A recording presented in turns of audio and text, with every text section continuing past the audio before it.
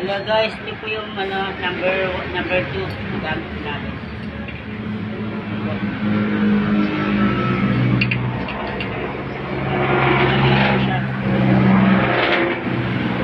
Ito yung unang pantanggal. At tanggal ko na yung sprocket. Tanggal ko na yung sprocket. Tapos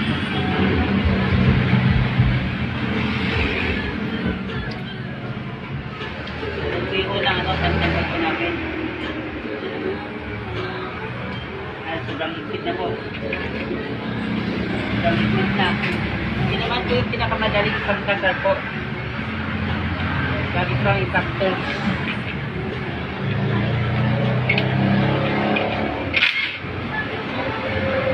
Madali po gamitin ito sa mga natigtag po.